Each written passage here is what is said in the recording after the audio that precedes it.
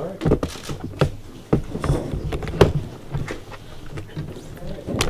My name is Steve Sanderson. I'm the Delta Engineers. We're located in Enfield, New York. For those of you who don't know where that is, it's about another 20 minutes west of the Pennington area.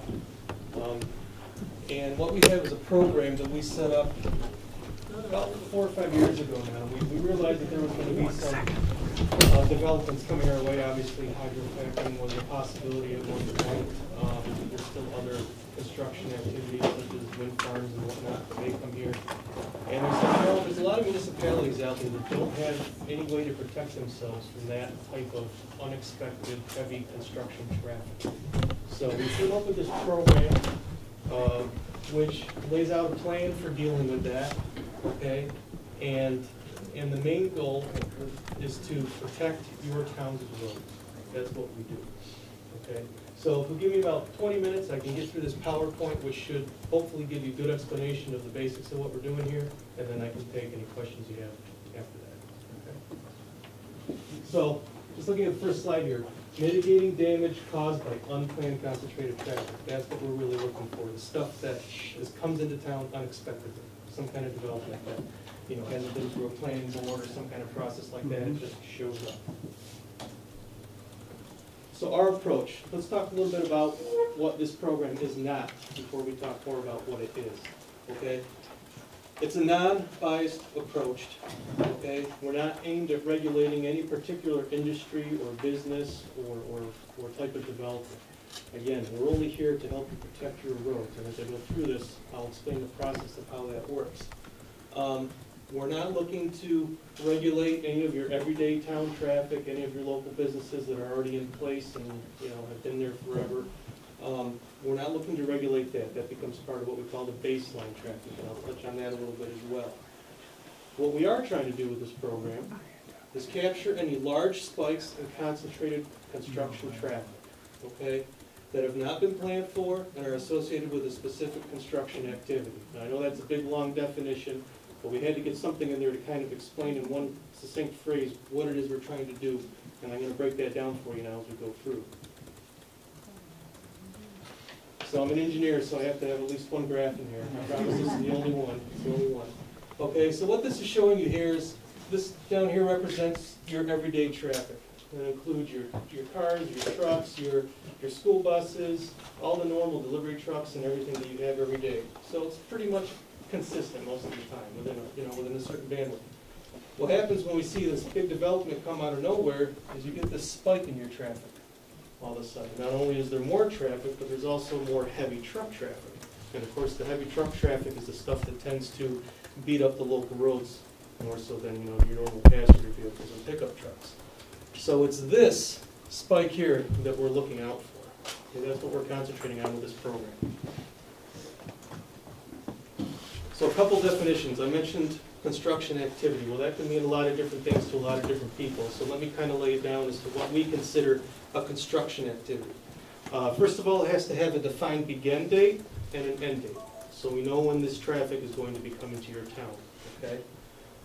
It has to resolve in some kind of land disturbance or improvement to a parcel. In other words, they have to be doing something to physically change that land. Okay? And the proposed development also has to have enough traffic to exceed a predetermined number. Okay? And I'll talk about that number a little bit more as we go on. But they have to hit it, in other words, they have to hit a certain amount before this comes into play. Okay? Developer, I've used that word a couple times. It may seem obvious, but the developer is the entity responsible for the development. They're the ones at the very top that are overseeing this whole project. Okay? So, all right, so how do we do this? This is how we have this set up. We have 3 phases set up to this program. Okay? Phase 1 and Phase 2 kind of work together. Phase 3 comes a little bit later on. Phase 1 is basically the process of us getting familiar with your town's roads. Okay? We're going to take a look at your roads and see the condition that they're in. We're going to talk with the town supervisor and superintendent and see how the roads are taken care of, what kind of maintenance things you guys do. Phase 2 is a training where we'll have an in-depth discussion on how all this works. There are forms and like I said, there's a process laid out that we go through. And we find that having a process keeps it the same for every type of development that comes through. So we have a well-defined process that we use, and we'll do a training on that in phase 2. Phase 3 is the most interesting one. That's the one when development traffic actually comes to town. Now what do we do? We've got this program in place, we've had the training, how do we implement it, what's involved? So that's the basic overview of the 3 parts, and I'm going to go a little more in depth into each one. So phase 1, road network assessment. As I already mentioned, we're going to go out and look at your roads. We're physically going to look at your roads. We're going to look at about 20 miles of your roads, a representative cross-section of gravel roads and any paved roads you might have, chip seal roads, to get an idea of kind of the state they're in. Okay? We'll photo document that, we'll video that, so we have a snapshot in time of where they are today, a starting reference point. We'll also meet with any municipal officials that are involved with the roads, usually the highway supers. And another thing we'll do is we'll take traffic counts on some of your roads to see what volume of traffic you guys see on your roads on a normal day. And that, of course, varies greatly from municipality to municipality, which is why we don't just make an assumption. We actually go out and do counts, so we have a real number for here. All that goes into an engineer's report. We summarize all that information, and what that does is it gives you a basis, and gives us a basis from which to measure from for the future. Okay, we can say today this is generally how this town does their road work. This is their maintenance program. This is how their roads look. This is the way it looks today, and we can use that down the road to prove, kind of like we want to establish a pattern. This is what this town does. So phase 2, as I mentioned already, this is where we do the training. We'll come out and we'll do a training for anyone who's going to be involved with the program, the board, you guys. And we'll explain all the little details about the program. We're not going to go through all that tonight because you probably start to fall asleep, but we'll do that down the road. There is also a law and a road use agreement component to phase 2. We have a template law and a template road use agreement that comes with the package that you can use either as is or make modifications to tailor your specific needs. So that comes with this as well. And I'm not going to talk about laws tonight. I'm not a lawyer, so I'm not really schooled to get in depth with that kind of thing. So we're going to stick to the engineering and to the program that we have. All right. Phase 3, like I said, this is when it gets interesting. This is the business of assessing damage, and that's really what we're doing. We're going to be watching these roads and looking at these roads as the development traffic comes through, and since we took that measurement at the beginning to kind of state here's where there are now, that's going to help us with our basis to measure what damage may come from that traffic later on down the road. So we'll use all that stuff from the phase 1 engineer's report to do phase 3. So I'm going to go through the process of phase 3 a little bit, some of the steps. Again, not drilling into too much detail. A little bit about the forms that are involved with the program. There is some paperwork. You got to have something to document all this stuff, but it's definitely not overbearing and it's not hard to do. Talk a little bit about how we assess the actual road damage. And then how does that road damage get paid for and repaired? That's always the big question in everyone's mind. Who's paying for this? Okay, I see some thumbs up back there. So we'll cover that, okay? So bear with me. We'll get to there. All right. So from now on, we're just going to concentrate on phase 3. The 3 players in phase 3 are the developer. Okay, they're the ones bringing the construction traffic to town. The municipality, they're involved through the whole process, making a lot of the calls of what's going to happen when. Doing the final construction inspection on the roads to make sure they're built back the way to your town standards. And then, of course, the engineer, that'd be us. We're going to be providing engineering services for doing the calculations to figure out the damage on the roads, what needs to be done to bring them back to the way they were before they started.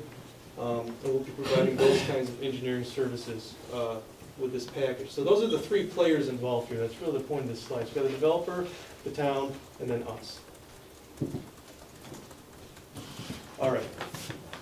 When we find out that a construction project is coming to town, the first thing we need to get is some information from the developer. Okay, we need to find out, first of all, what they're planning on building, okay, when they're planning on building it, and how much traffic we're talking about here. Okay, and we actually have You may or may not be familiar with the Federal Highway Administration has classification ratings on vehicles. There's 14 different classes of trucks, cars, SUVs. They actually have to provide us with the information of how much of each they plan on using to do the work that they're going to do. Okay, we use that as our basis going forward to start getting a feel for what they're bringing to town and how much traffic we're talking about. It's a relatively short 3-page document, and our experience so far has been that most of these guys doing this big development pretty much have their stuff together. They have to. They're there to do their job, make money, and go home. So they usually have their ducks in a row. So getting this information out of them is not usually a problem. But that's the first thing that needs to happen. So we get that beginning information from them so we know what it is we're dealing with. Now, the second thing will be, when we get that information back, now we got to assess it. And the first question we have to ask ourselves is there enough traffic here to even worry about? Okay, is it a big enough project that it's really going to cause damage on your roads? Okay, so we have what's called the minimum impact evaluation form. And the purpose of that is to determine if the amount of proposed developer traffic is enough to warrant further investigation or regulation. Okay, it could be that a traffic doesn't hit that number I talked about at the beginning. And we'll talk about that number in a little bit, but let's say the number is 100. You know, say they come in at 70 or 80, that may not be enough to worry about it any further. So we're going to let that one go. Okay, it's not a significant amount of traffic. But if they do pass that threshold, then the rest of this kicks in. Okay. A couple things that come up. We measure that traffic in terms of easels, and what that means is that stands for equivalent single axle load. That's equivalent to 18,000 pounds on a single axle, the force that it exerts on the road. Okay. And the only reason I bring this up is not to confuse or get too engineer on you, but because remember before I mentioned you got all those different classes of trucks. Well, they all have different carrying capacities, weight capacities, and all that. The easel is kind of a common denominator. We can take all that different kind of traffic and boil it down to a single easel number, and that's how we can compare it to that threshold to see if we're even at the point of regulating or not. Okay. And that threshold I've been talking about, we actually call it the minimum impact threshold, or the MIT. That's a number that's predetermined by the town, and we work with them to set that number and say that that 100 easels is going to be the magic number that the developer has to have as far as his traffic for this to engage. Okay. Otherwise, it's not worth our time, it's not their time, it's not worth the paperwork, we let it slide. Okay. So, the first thing we're going to do, and this is a little piece of that form, these are the I know you can't see this from there, but the FHWA classes are listed here. Then we would write in the number of vehicles for each of those classes they have here. The Federal Highway Administration gives us factors that we can multiply that by to come up with the easels, that common unit that I talked about. That gets us our total number of easels. And what we're going to do first is look at the whole project. Say for this whole project he's got 2,000 easels. Okay? So, okay, there's enough traffic here. That's above, let's say, 100 threshold that we pick. And we're going to go ahead with this. But we're going to use this form again. Okay? Now we're going to take all that traffic that they're proposing. At this point, we should know what roads they're going to be traveling on. That's part of the initial information that we get from them. Matter of fact, what we usually do is we give them a town map, if they don't have one already. A lot of these guys already have one GIS downloaded and they have all their truck routes on there. But some of them don't, so we give them a map. They highlight on there for us where they're taking the traffic and what types of trucks on which roads. Because just because there's 2,000 easels worth of trucks doesn't mean that all 2,000 easels is going to be traveling on every road. Okay? So what we do now is we split that up into the specific roads that each, all the different types of traffic are going on, and see if those roads have enough traffic on them to be worried about. So we're kind of weeding down the road to the roads that we really think are going to be affected by the larger amount of traffic. So we're not wasting time on roads that might see 2 extra dump trucks. Okay, probably it's not going to cause the same kind of damage as something that's got 200 dump trucks going on. Okay. And that's the only math that the municipality has to do, is that little chart right there. And of course, we'll check it and make sure everything's good. To give an example, I know talking about easels is probably foreign to most of you, and how many trucks is a lot, how many is a little. To give you kind of an idea, this is the FHWA classifications I talked about. Motorcycles, cars, trucks, and then you get up into your class 5 and your class 6. Now you're starting to get into your single axle and your double axle dump trucks. Okay, that's where we start really considering it heavy truck traffic.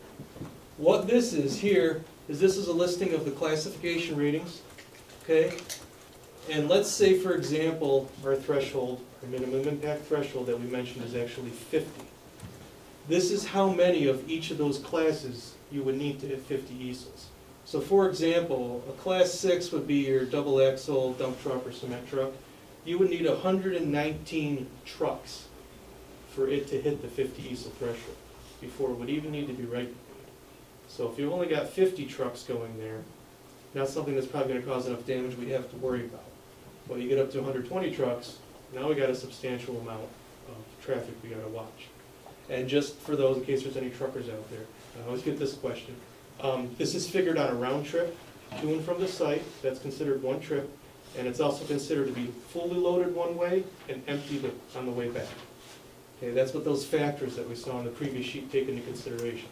Okay, so one trip is there and back, round trip, loaded one way, empty the other way. Okay, so we get that haul route information from the developer. We know where they're going now, we know what kind of traffic they're carrying, we know what kind of development they want to do. What are we going to do? We're going to go out and evaluate the current conditions of the road, okay, on just those roads that they're going to be using. Not every road in the town, just the ones we know that they're going to be putting traffic on, because it could have changed from last year or 6 months ago from when we looked at it a little bit. It could have been upgraded. Maybe you guys did a chip seal on it this summer. That kind of thing. So we're going to go out and do a current evaluation of the road. And some of the things we do, we take corings, okay? Corings actually drill down the road about 4 feet and figure out what's in that roadway.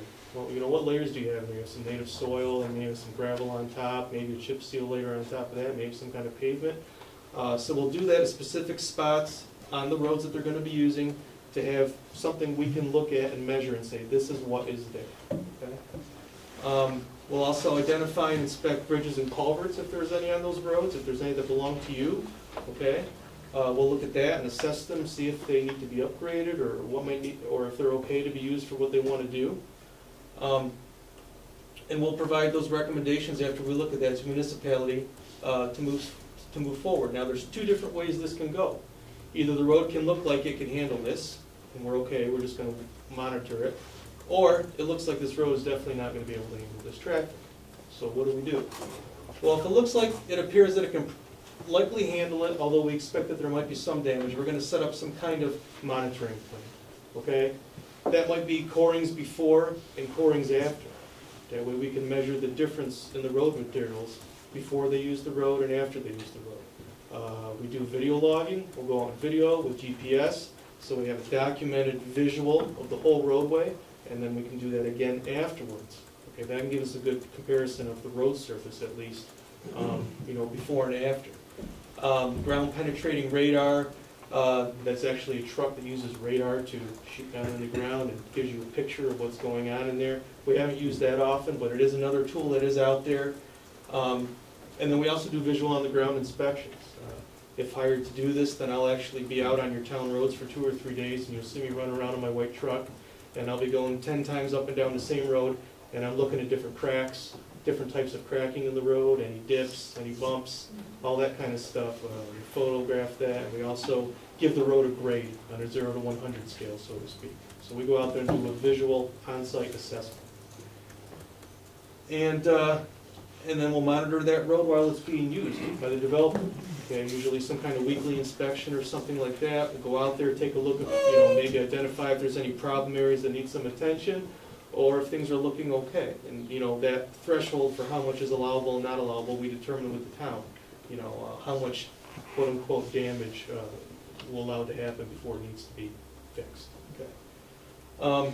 Now, if it appears that the road's going to fail, before we know right away they want to go on a single lane gravel graded road with 200 dump trucks, okay, then we can propose and come up with a plan for an actual upgrade to the road before they use it. Okay? So basically 2 ways we can do this. Either we upgrade the road before, or we allow them to go forward understanding that some damage is going to happen, but we're going to monitor that damage. And they'll have to repair it either as they go along or when they're done using it, depending on the severity and depending what we work out with the town specifically. But that's a lot of our involvement right there, is providing that part to you. Okay, so phase 3, again, this is the damage assessment. This is when we're looking at this traffic out there, what's happening. This only occurs when the developer is regulated, and that's all based on those trucks hitting that threshold number. That kind of been, I feel like I'm repeating myself, but hopefully it'll get through that. It's that all about hitting that threshold. A phase 3 project is separate from phases 1 and 2. We do phases 1 and 2 now to get that out of the way. Phase 3 is there for any time a new development comes into town, and it's handled as a separate piece. It's billed as a separate piece. It's all separate part. Okay. The developer is always responsible for bringing the road back to at least as good a condition as it was before they started. That's why we document the road before they use it, so that we have proof that this is where it needs to be when they're done. Okay. And that's usually, I mean, that's the main point of the road use agreement, is to have that verbiage in there that you will bring this back to this. It could be better even, but it has to be at least as good. Okay, now that doesn't mean you can expect them to go in and turn everything into a highway with 8 inches of pavement, and some places don't even want that. But what they're obligated to do is bring it back to the original state it was in before they started. And the municipality, like I said, they're involved throughout this whole process, and I didn't get into all the nitty-gritty details, but one of the big things they do is they're the final construction inspection at the end of all this. Any repairs that are done, any reconstruction that needs to happen, again, has to be built to your town standards, and you guys are the final sign-off on that to say, yes, it's completed to our satisfaction, we're good with it, you're on your way. Or, no, we still need to do something here. This isn't right, that isn't right, this needs to be done a little bit better, or again, let's do it again. I'll be honest with you, I haven't seen that happen that much. Usually, like I say, these guys want to come in, do their business, and leave. Okay, so they want as few problems as possible. And I've seen them, for the most part, be willing to work with the town and keep the roads up to snuff and do what they got to do when they're done, for the most part. Not to say that it's going to happen the other way, but our experience thus far has been pretty good. And again, the municipality has the final authority to accept or decline the work. Okay. So that's how you guys stay in charge really of this whole thing. As I mentioned before here, okay, phase 1 and 2 are bundles, one project. So now we'll get into a little bit of the money here. This is the only slide I have on money, but just so you guys can see. Phase 1 is $75.20, give or take, and phase 2 is $14.81, which gives you a grand total of $9,000 for the program. Okay. You've now bought this, you've got the process, you've got all the forms to go with it, you've got our engineering services that you've bought and paid for. Anything that happens under phase 3, when the developer traffic is here, causing any damage that he may cause, is paid for by the developer. That's all billed to him. The thinking being that if he wasn't there, that damage wouldn't be happening. So because he's the cause of the damage, he's going to be the one paying for the repairs. He's going to be the one paying for the monitoring and testing that we're going to be doing while he's out there. Any of the engineering fees that go along with that phase 3, it's going to be borne by the developer. Okay. But just to give a little bit more of a breakdown here,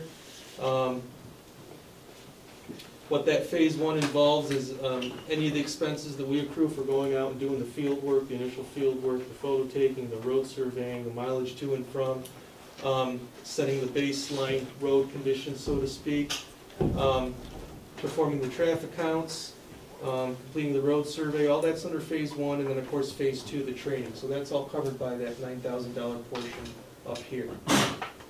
Now there are some ways to discount this price. If you have availability to traffic counts for your roads, they need to be 24-hour tube counts with classifications on there as well. If you have those already, we can knock some money off the price for that. And if you have, let's see, what was the other thing? Yeah, Delaware County has done road surveys for some towns. I don't know which ones, but if you contact them and find out that they have some kind of road assessment done on your roads, then we can also save you some money there, okay?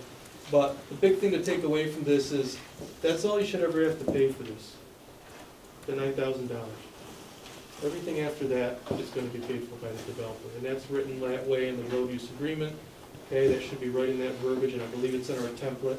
So when they sign that, they're signing to say that, one, they're going to bring the road back to as good a condition as it was before they started, and two, they're going to be paying for these expenses before all is said and done.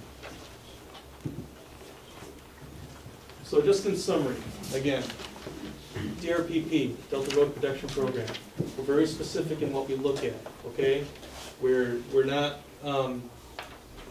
targeted at any specific industry. We're not for or against any industry.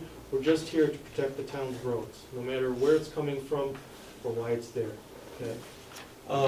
Unbiased approach to assess the damage so that it's fair to both. You want your roads back to where they were before they started.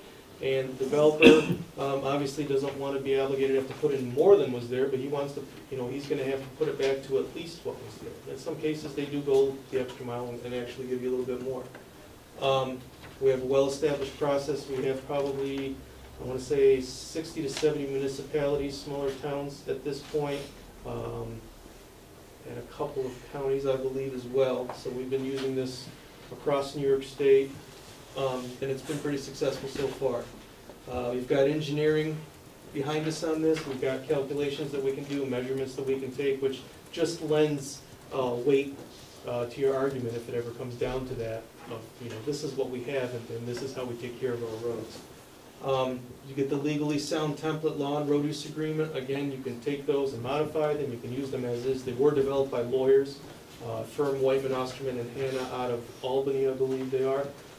Helped us develop those, okay? So they have been looked at, legalized already, but usually the town lawyers take a look at them and massage them, to fit their specific needs or your town's rules or whatever concerns you may have. And the big thing to remember is that with us on board, you guys aren't alone in this, okay? Like I said, there's three components to this: the municipality, the developer, and us. So we're there to help you in any way you can through the process. Any measurements or calculations, any engineering obviously that you need along the way, and help with anything. So I think that's it. Yeah. So with that, I open up to questions. Jeff, I don't know how you usually handle that. Oh, you can go right through you. We got about 15 minutes, 20 minutes for it. I'd like to be number one, I guess. Oh, sorry. On the road load thing where you said load coming in, truck empty going out, figured one load. Round trip. What if they were taking out material also when you're, on the back, back Okay. load? Is that counted as two then? We could adjust the factor to account for that, those factors that we multiply by to get diesel numbers, if that's the case. That's a good question. No one's brought that one up before. I don't think we've seen that yet, but not to say that couldn't happen. So we could definitely make an adjustment for that. Yeah, sure thing. Yes, sir. You were. How long has Delta been in business? Gosh, long before I was around. I think it was started in, I want to say, the 40s.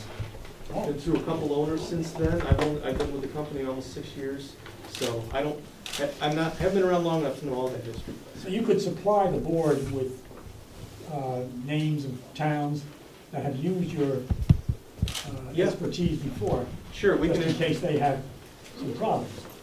Sure, yeah, we can provide a map with, that shows all the municipalities that we're currently servicing.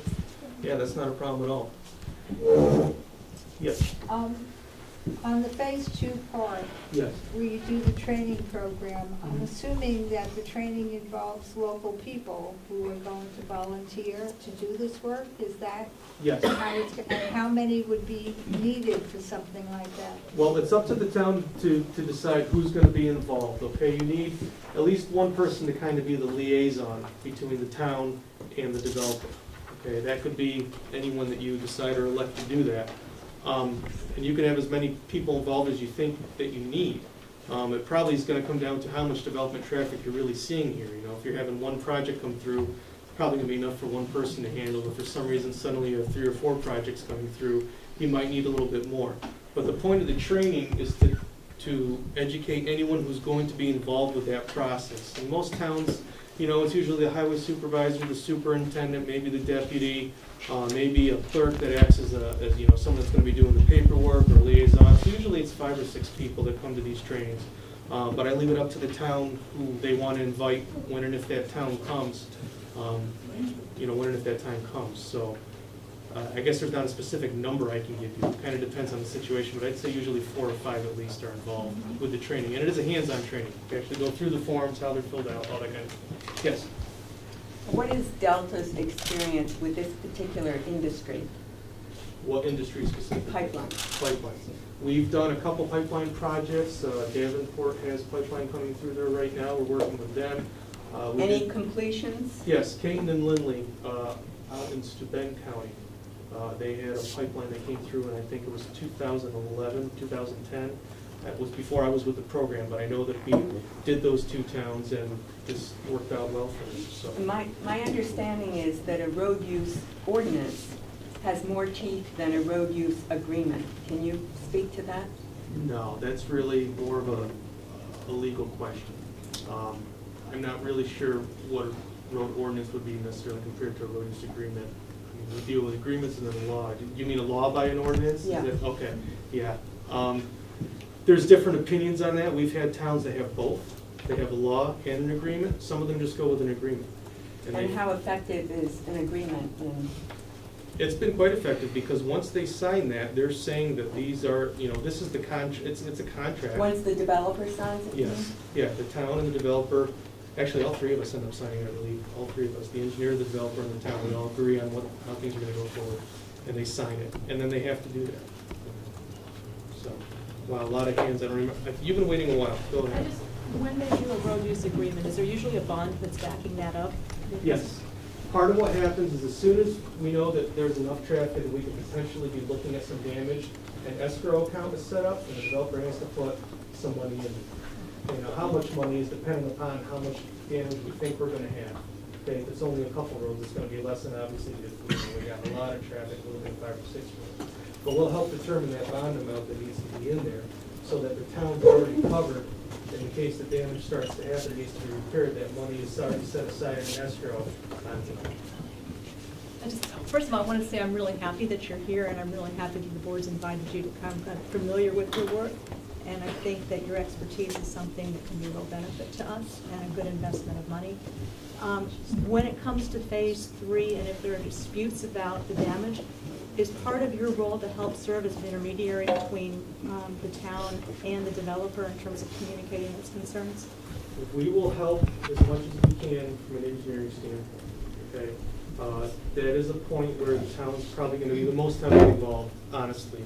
I mean, it's your town roads, they're doing their work on your roads, but we'll be there to help provide the backup, you know, for maybe why something needs to be done, or why this road needs to be upgraded, or, you know, how we're measuring this or doing that. Okay, so I really don't know who's next. Then the client for phase 3 would be the town or the developer? Client. Who's paying your bill for phase 3? Phase 3 is paid for by the developer. So then you would be on the developer's side No. in the dispute? Not at all. No? Not at all. We're working for the town. It just happens that the money gets channeled through that escrow account to pay whatever expenses come up. But we are working for the town, not the developer. We're concerned about the town roads. That's our only stake in this. That's our only stake in this. Let's work our way down next, so go ahead. Once you're given the go-ahead, how long does it take to implement the phase 1 and phase 2? Phase 1 and phase 2, well, it depends what combination of stuff we have to do compared to maybe what we can get, you know, as far as the traffic counts we talked about, the road surveys. If a lot of that's already done, you know, we could probably do something like that in a month or so. If we have to get, you know, have the traffic counts done, we don't do those in-house. We have a sub-consultant come in and do those, so they come on their schedule. The road surveys we do go out and do in-house. So I would say at the most 2 months or so.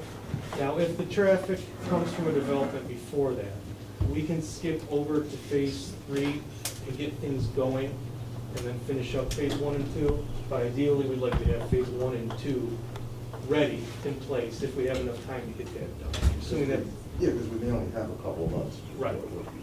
right. So if phase 1 and 2 is totally completed, we can still get phase 3 happening, get things going. Yes, sir. How would you deal with two developers, maybe the second one piggybacking, starting its project afterwards? How is responsibility for the damage Right. assessed? That's where that haul route information becomes important. We know developer A has 500 trucks going on this road. We know developer B has 200 trucks going on this road. So during the time span that they're both on that road, X amount of damage is gonna happen, and they're gonna pay proportional to the amount of trucks they have on there. Okay, so they'll just be broken up straight proportion between the 200 and 500. And is there, developer B says, that wasn't our trucks. Have there been a history of that, or have you? We haven't run into too many situations where there was more than one at a time. You know, we kind of expected when we set this up that there might be this big boom from gas drilling, and we might very well see that case, where you got guys running around for wells all over the place. So far, it's been a slow trickle of a pipeline here, a wind farm there. So we haven't run into it, but we have thought about it and looked at how would we proportion that for them. Again, remember, they both have to provide their own information. They both have to provide their time frames for when they're going to be out there. So we know that if that damage happens during this time frame, and it was, this many trucks, that's proof that they were there. They can't say, well, we weren't there. Well, I mean, if it needs to be, we could do a traffic count on site and see what's going on. If it seems like, oh my gosh, there's more than there should be out here. So there's a little bit of, I hesitate to use the word policing that goes on there. Thank you. Yep. Can you sort of break down the number or the percentage of municipalities that have agreements and the percentage that have ordinances? I honestly don't know off the top of my I head mean, which have ballpark. which. Ballpark, I'd say the trend I've been seeing lately is more are going towards just the road use agreement and not the law. So I would say it's probably a 60-40 split. 60 being those who have just a road use agreement, 40% that have both. Okay? Have you seen any municipalities that have asked, I mean, that $9,000 is coming out of our taxpayer money. Yeah. And it's not our fault that the pipeline is here and that we have to spend that. Have you seen very many that have asked for the person that's doing, the company that's doing the work to reimburse us for that? I have not seen that yet. Because it wouldn't be fair to ask one developer to pay for that all, because it's not only applicable to him. It's applicable to any development that may come through. Now let's get away from hydrofracking and wind farms for a second. It could be a super Walmart going in down the road. Okay? Say they gotta bring in 300 trucks of fill. Maybe not likely, I'm just throwing out an example here. That would be applicable to that as well. So, I mean, how would you make one or two guys pay for the whole 9,000 and the rest of them don't pay any? So you buy the program, you buy the process. But the good thing is that any damage that comes out of it from there is paid for by the developer. Yes? What's the term of the commitment?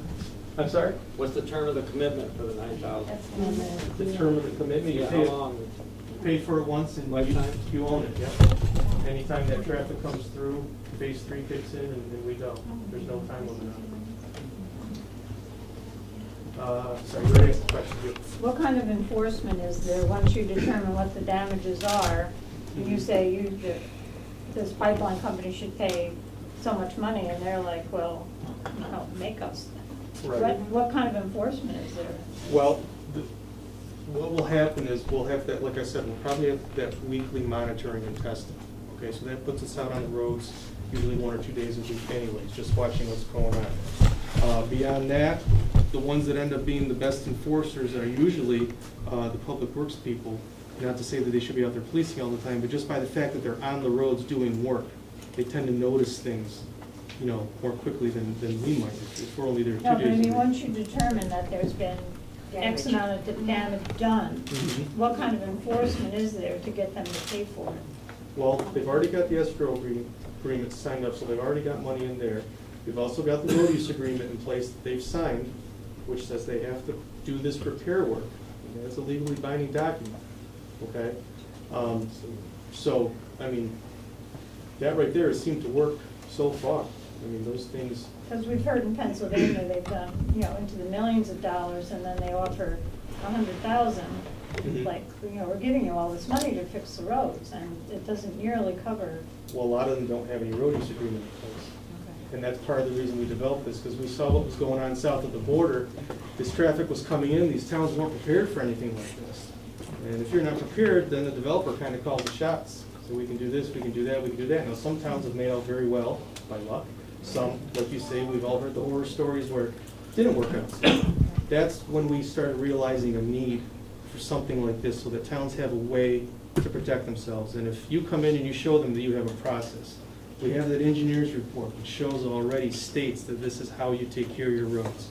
Okay, we have that documentation of what condition the roads are in.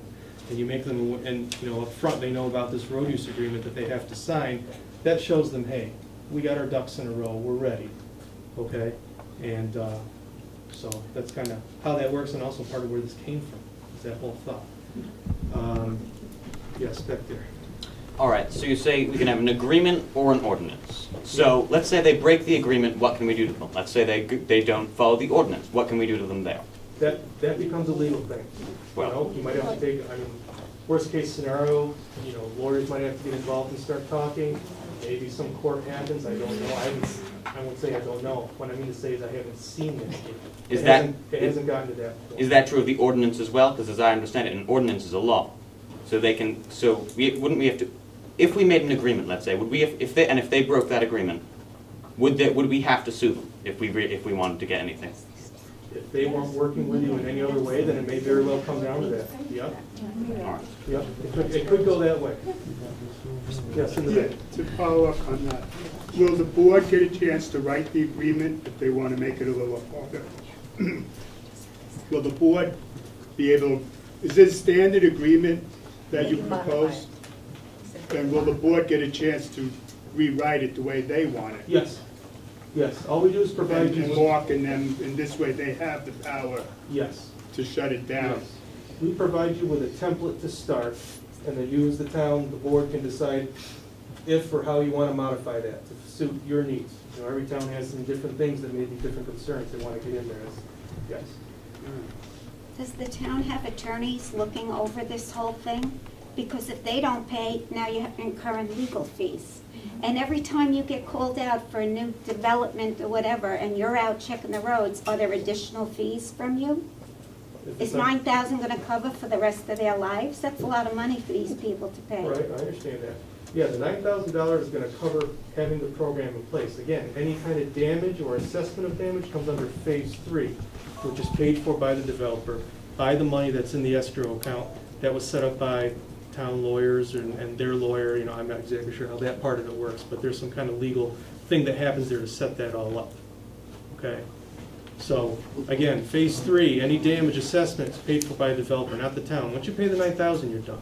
But did lawyers draw up your agreement for Yes. the town to sign? It was all prepared by legal. Yes.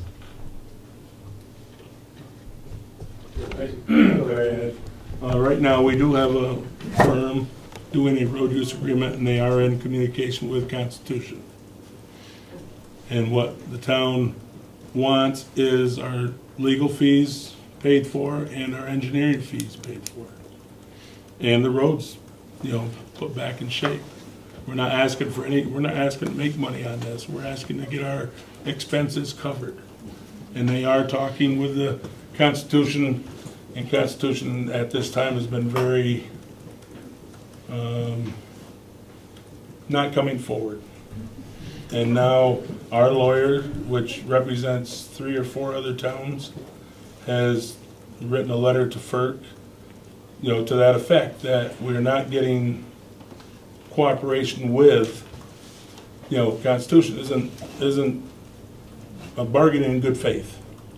And I guess I understand that FERC is looking into that because other towns or counties or municipalities have also complained to that fact. So I understand from the lawyer today, said that FERC is reopening, looking over the process again, because in the agreement or in the approval, they were supposed to have road use agreements with all towns before construction started, I believe.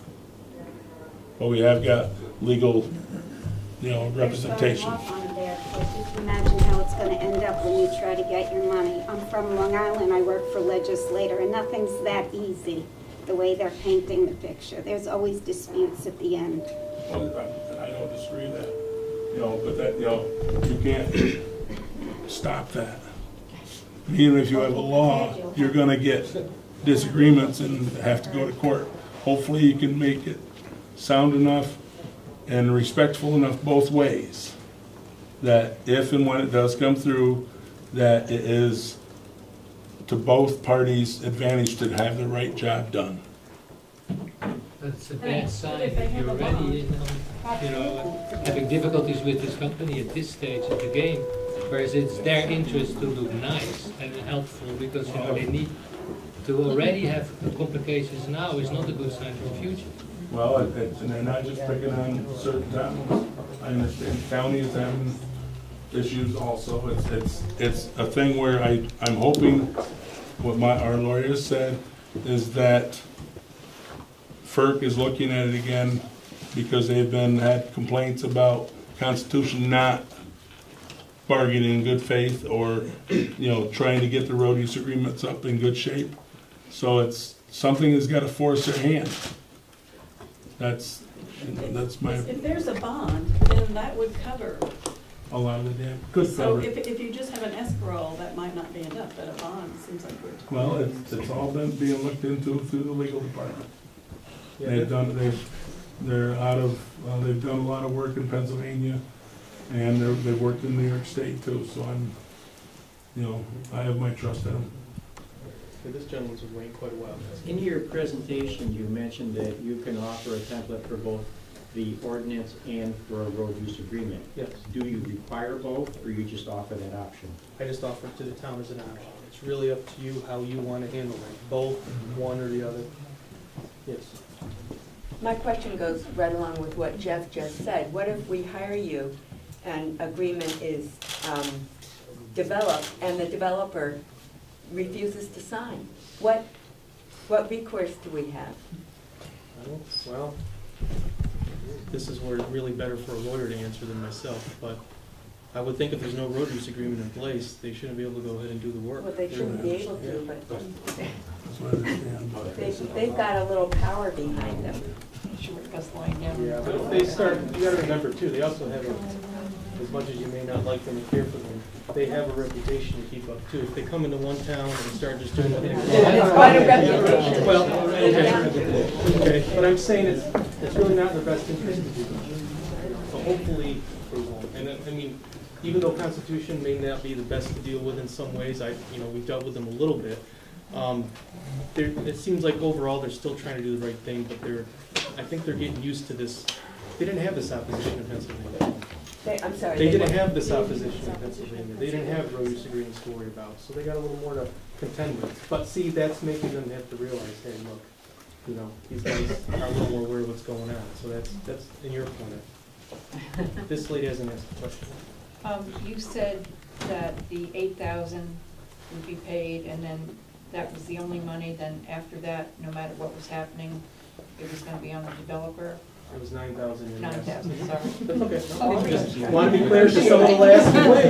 Hoping we didn't have 6,400. Give me those road counts and we can. But what happens when Tennessee comes through? Is that then another 9,000 for you? No. Or you've already done that work? No, and so, that's okay. already done. But the roads will change. Yeah. Right, which is why we look at the specific haul routes when that new developer comes to town. Once we know what roads they're traveling on specifically, we get those numbers, we get the truck numbers, we get the roads. That's when we go out and look at those roads specifically. Yeah. Again, because you're right, they So could you have would changed. update the assessment. Yes. Excuse me, even though we're covered for whatever happens down the road, let's say you're on the premises and help for the first bout. A year or two later, somebody else comes in like was suggested. Do you come back on the scene to help again? Yep. Okay. Yep, we're still there. I thought maybe you just have it all spelled out and that's it. But you We come back when the Okay. development comes, yes. You can want to ask a question. Do they have to indicate alternative road routes that they would use? Alternative? Well, or all existing routes they would use? Yes, any roads they want to use. And if they use roads that they haven't I'm sorry, I identified? can't hear her. Go ahead. If they use roads that they didn't identify in the beginning, it's called a violation? Yes. Yes. And how do you measure the width of the road? The width of the road? Yeah. With a measuring? Yeah, okay, I know this is a technical question, but these roads, I drive them all the time, I see them. Is it from the middle of the road to the shoulder, to the ditch, to the edge? Or where does the road end? It's the edges of the shoulder. The edges of the shoulder. The driven roadway goes up to the shoulder, then you've got the shoulder, and then usually the ditch, typically. Because Okay. I think our roads need to include the ditch because of the water Right. and the hard rains. The ditches are assessed at the road survey as well. If it's Yeah, if it's a gravel road, we're looking at the cross-section of the road, we're looking to see that the ditches are clean, the shoulders are clean, what stake those are in, that gets documented as That's, part of okay, that's the road part of the survey. road. Then my last question is, this ISO, we determine our ISO as it is now, right? Your ESO? ESO, sorry, Okay. ESO. Okay. ISO, that's something else. I'm sorry. That's another enemy. So I'm sorry, could you ask the question again? What's the word? Easel, Easel, yes. easel. So right now, we have an easel that will be determined based on the kind of traffic we have, right? And A threshold will be determined based on the kind of traffic you have and what you have in your roads. And we would use that as our baseline, right? Yes, well, there's two different, okay, I can see where you might be looking confused. There's two different terms I used here. There's baseline traffic, okay? The baseline traffic is your everyday traffic that's generally training on your roads, that's traveling on your roads. Your pickup trucks, your passenger cars, your school buses, your UPS delivery guy. That's part of your baseline traffic, okay?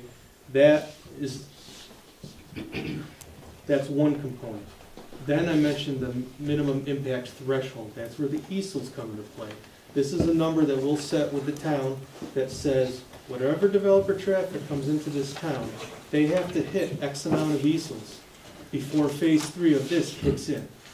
Because if they don't hit that number of ESOLs, there's not enough traffic there to get worried about and get everybody all, going in every direction. So does that make more sense now, the two different parts? It just seems to me that any developer traffic related to pipeline activity is going to be above and beyond the current road usage.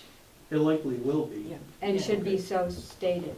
Well, we have to have a number. Yeah, that's what I'm saying. We have to have that number, and that will be stated. Once we get through phase 1 in the training, there's actually a form that we'll fill out with the town, and we're going to establish what that number is going to be. I can't give you that number right now because I haven't looked at your roads yet. So we don't know what you got out there. So once we do that, and I'll sit down with the highway super and we'll come up with that number and say, this is what we're going to use. And the reason we have to have that number, again, is to keep it fair for everybody. Okay? We don't want them fixing stuff that's not their responsibility, but we also can't have a different number for every developer that comes in here. That wouldn't be fair. That wouldn't last very long. You guys don't have to employ it. So we set that number, and that's the number they're measured against. Okay. Yes, you're welcome. So elaborating on to the minimum load, where you said 119. Okay, in the example, in the yes. example, but if they come in at 118 and there's still damage to our roads, then they're not responsible for the damage. They have to meet. I mean, does Constitution and Kinder Morgan, do they have these numbers that are put out by your company while they look at them and say, oh, okay, we have this number of trucks to get in? I see what you're saying. That's my point. Yeah, okay. Thank you. Avoid. Yeah. Now, first of all, we don't distribute these numbers to everybody. And that example I gave you was also based on a 50 minimum impact threshold. Your towns may be different, and they don't know what that number is. That's only known by the town and us. That number doesn't get released to them. So will that number you presented tonight be different to what you present to our town? This is a That was public just- meeting. that was an example. You We're just examples. Again, I can't set that number until we've done the road assessment to know what you're, because here's the thing, one town could have a foot of material on a road, and another town could have 6 inches of material on all their roads. So one town might be able to handle 100 easels, no problem, but the other town can only handle 50. So that's why I can't stand here and just say, for every town, it's gonna be this. That's why that was an example based on 50, just to give you kind of an idea of what kind of truck, I mean, so that you know that 2 dump trucks isn't gonna spawn all this. We need to see a fairly significant number. Yes, sir. Is that per day or for the whole Yeah. project? That's for the whole project. Oh, That's for, they have to give us a total for the whole project, what they are planning to do. Yes. Yes. I guess my question's for Mark and Jeff. When they do the road use plan, will you present that to the public at a public hearing for a review and comment on that, or how will that be done? I'm sure there will be a public meeting to have copies of it out from what we get figured out when we get it. Will that be after the fact, or will that be during the development process? Right now, the development process, I think to be honest with you, I'm not sure whether it be, time frame is how long have we got to implement it? If it's comparable to other townships, which, a lot of this is, in Delaware County, there's 5 towns that are affected by the pipeline, and what we want to do is have some uniformity between the 5, because if each town has different regs, it will make it rough on Delta for one thing, and also on Constitution or whoever the contractor is. I guess what I'm saying is, if, let's say, I'll use East Hanson Brook Road. If the road use plan includes East Hanson Brook Road, and I find out about it after it's done, after that agreement's been made, it'd be actually nice to know in advance, while those discussions are being And had. I'm not between sure the town. whether How does that work? they are released before or after. I don't know how that's done yet. I'll ask I would my. just ask if it's possible. Right, for us if to- it's possible in a time frame, yes. I think Constitution's road use program is out there available to the public, I believe. So you do have copies of that to know what they're presenting. I saw Brian shake his head, yes. So, what we have responded with, I don't know if that's out to the public or whether it's just between the 2 lawyers. But yes, if we can get it to the public in a timely manner, yes, we're not gonna hide anything. We don't wanna, let Bizzle Hill or Otsego Mountain or any of the roads go bad, because that is taxpayers' money in our community. We wanna keep the roads as good as they are or better. And that's what we're looking into. And we're gonna have to get out of this soon. We had about a 20-minute time frame, I think, for questions, and I think we've used that up. And we thank you very much, Chris, for your information. And there's pamphlets up here, I believe. For Delta. And I thank you very much, Chris, for coming in and doing the presentation. Thank you for listening. Oh, very interesting.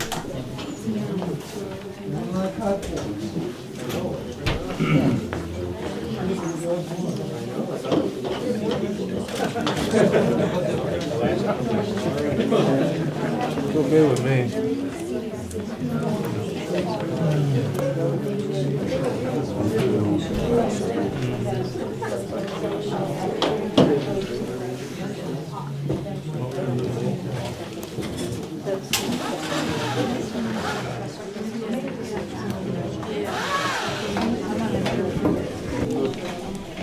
About the public meeting hearing we had last month about the local law number 1 governing the sale, application, disposal of waste associated with oil and natural gas exploration, extraction, and storage.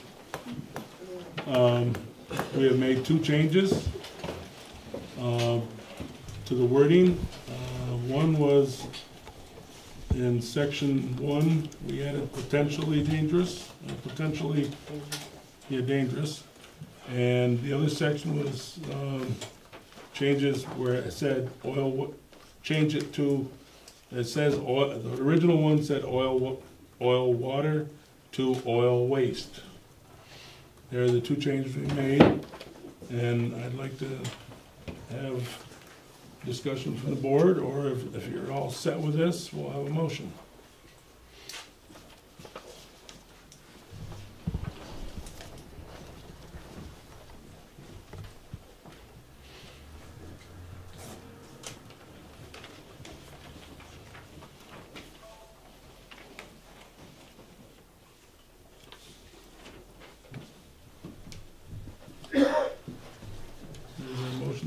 To accept the local law number 1.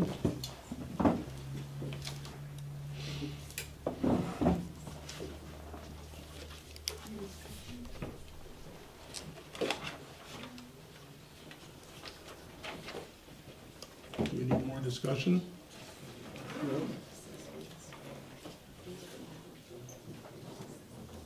Yes.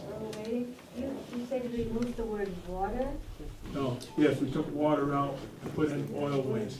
Because it was said to be, in the paper that Brian caught it, it said oil water in it, and it should be oil waste. That's the wrong word. Wrong word. Right, we took water out and put waste in. And I was concerned about what happens to the water they pull out of the oleout, and then where they put that afterwards.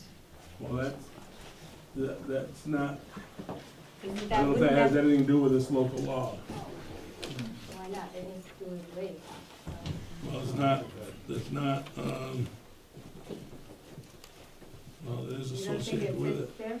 And that's, I will find out more on Thursday. I mean, it should be, what I understood, they gotta take it away and have it, run it through a treatment plant. You know, but I haven't found that to be a fact yet. Yeah, can you look into it? Thursday, I'm going to the compressor station in Wellsboro on Thursday to see the inside of the compressor station.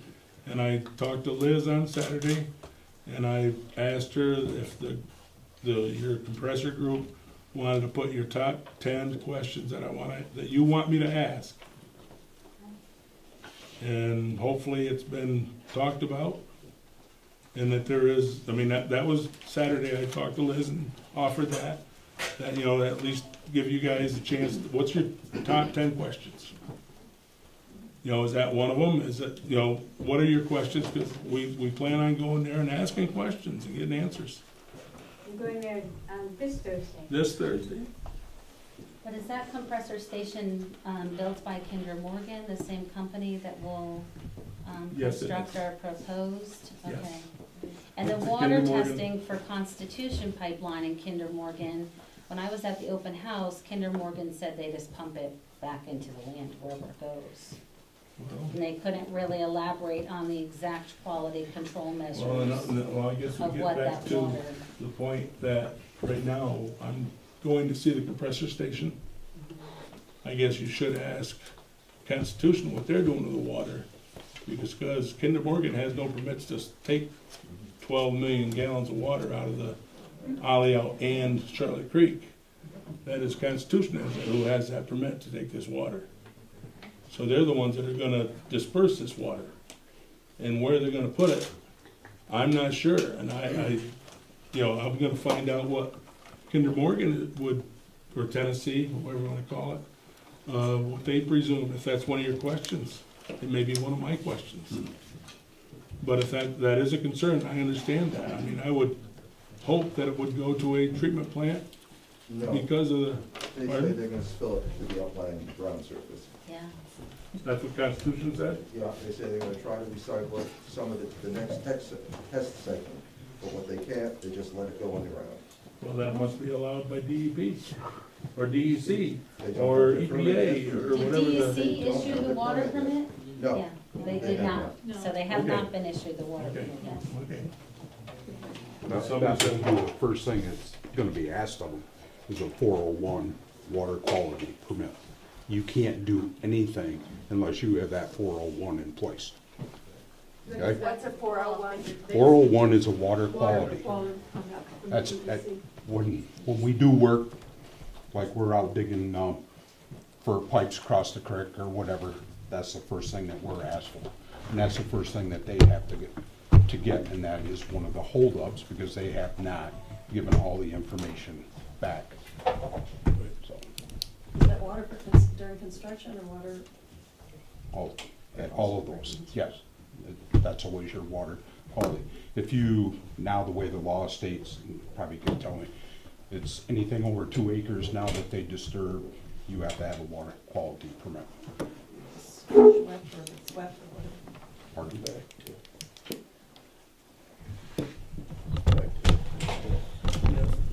The only made changes after the public hearing, we have to put it to the. No, we don't have to go to another public hearing again, because there are just the definition change. Definition. Right. Then I move to accept. Okay. Local law number 1. Motion, move to accept the local law number 1. Do we have a second? I'll second. All in favor? Aye. Passed. Okay. Now we have a standard workday reporting resolution we must have for appointed officials. This happened to be, it wasn't an election year last year.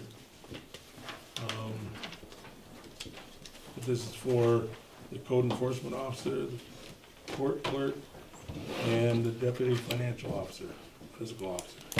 Do we have a motion to that effect? So moved. Do we have a second? Second. All in favor? Aye. Carried. Okay. Now, I guess we will open it up to the public.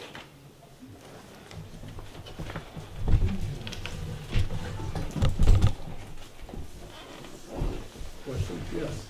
Have you made a decision on whether or not you're hiring Delta? No, we have not. This is a presentation they gave us. Okay. First, we haven't, it's the first, I've seen their presentation before, I think at the county level, and I felt it would be good to have the town board see it, and the public. That's why I asked them to come in. I talked to other towns in the county. Davenport has hired them. Meredith, which is not in the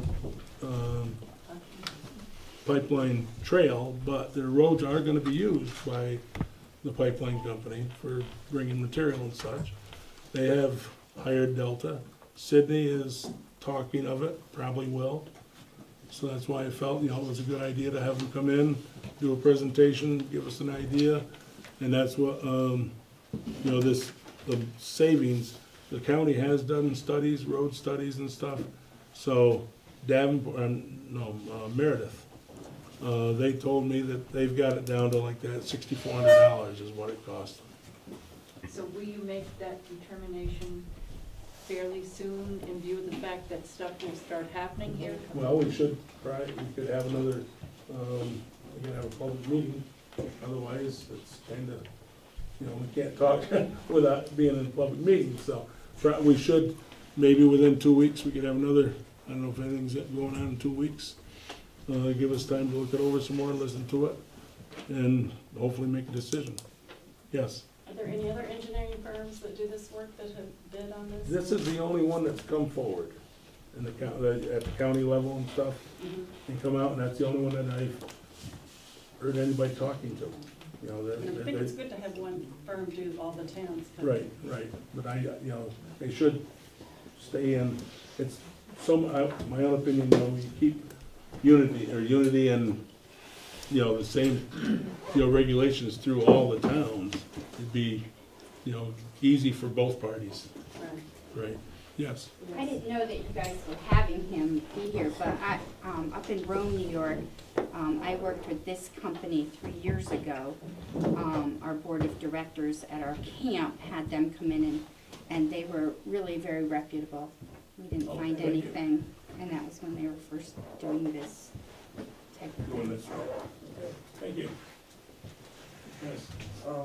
If you did pass a road use ordinance, you can do that without waiting for Constitution to come to an agreement with you. In fact, you could, in the ordinance,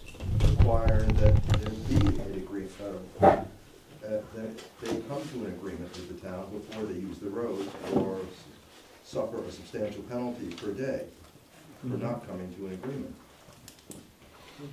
The ordinance, the Ordinance town or can law, you write mean? to suit them, to suit yourselves and require them to come to an agreement.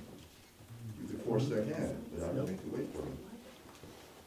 Okay. Next. Excuse me, but you're saying without going through the Delta process? No, Is that what you're saying? no, I'm saying that the town could require, by law, require the Constitution to come to an agreement before they use the roads, or suffer a substantial penalty per day, every day that they do construction without coming to an agreement, because really the construction is controlled by FERC. The town can't really stop them from building the pipeline, but they can penalize them for not coming to an agreement before they start. FERC would? FERC, or we would? You penalize them. I mean, you could penalize them financially, you couldn't penalize them by preventing them from starting work, because that's federally controlled. Right, FERC controls that. Yes? What is have you looked into the difference in the cost of having an ordinance and an agreement as far as legal fees from your attorneys? Oh, it's probably, I'm just guessing, law, which has been offered from other townships, you know, at no cost, so whatever the adoption process would be. It'd be possible to have both. I mean, the best situation would be to have an ordinance and the road use agreement, so you've got. Well, that's what you do. You don't do one without the other. You have to have a road use agreement no matter what. That's just the bottom line. You can have a law or you don't have to have a law. And we have right now, there's, you know, one lawyer says one thing, another lawyer says the other thing, which is the right way to go.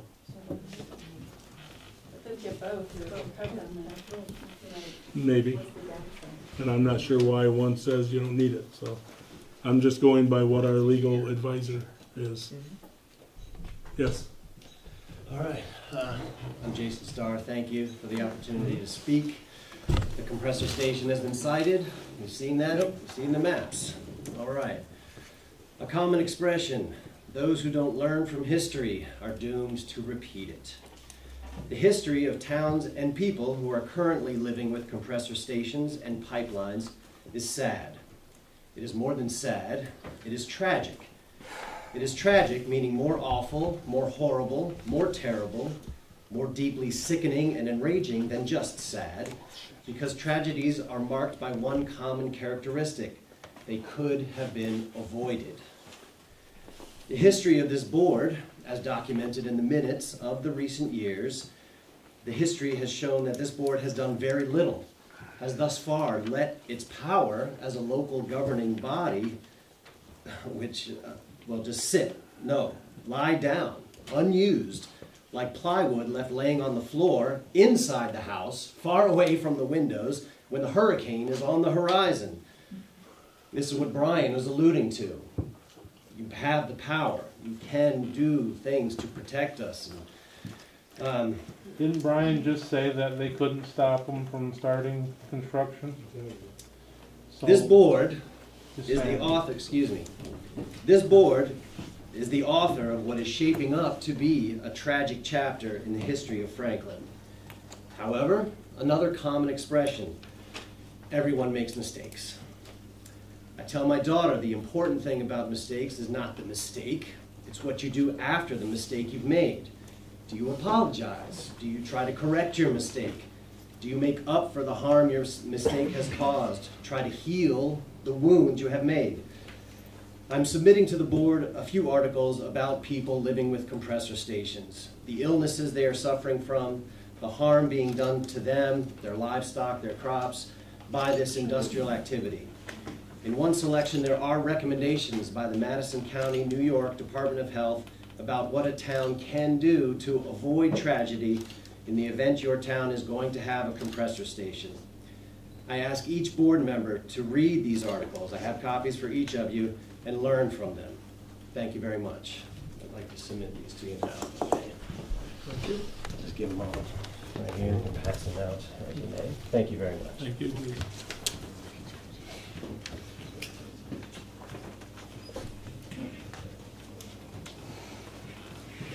Yes.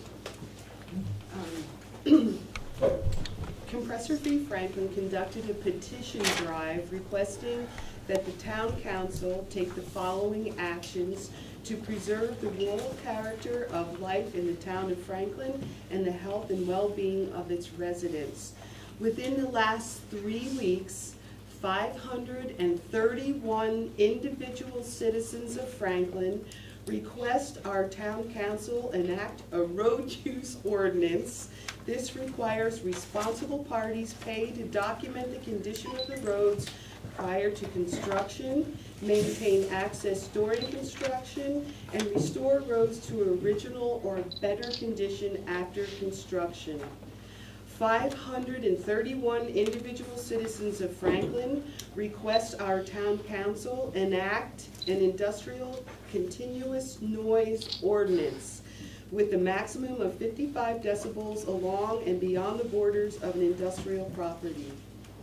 531 individual citizens of Franklin request our town council pass a resolution of unconditional opposition to construction of the compressor station in the town of Franklin, no station period. 531 individual citizens of Franklin request our town council maintain and enforce existing rural zoning laws, such as minimum setback of 1,000 feet from property lines for new industry.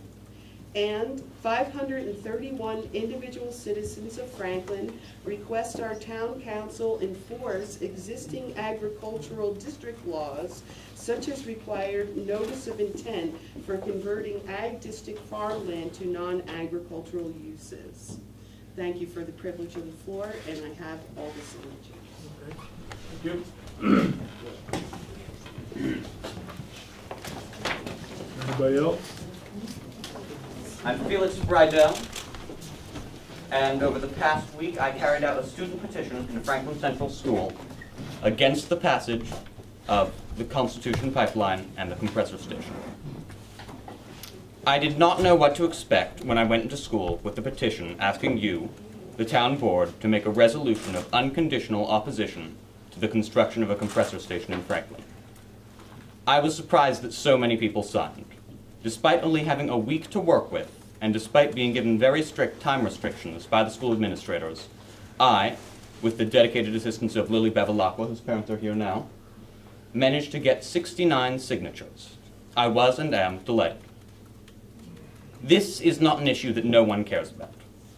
Some people don't care, but that is true of any issue, even one as important and divisive as this one. But a huge number of people, my peers, middle schoolers and high schoolers, were willing to sign and comment and stand up for what they believed in. They do not want a pipeline, they do not want a compressor. I ask, my peers ask, your neighbors' children ask, your own children and grandchildren ask that you pass a resolution of unconditional opposition to the construction of a compressor. Perhaps we can't win. We're fighting powerful people, but that doesn't mean we shouldn't try. Please stand up for our future.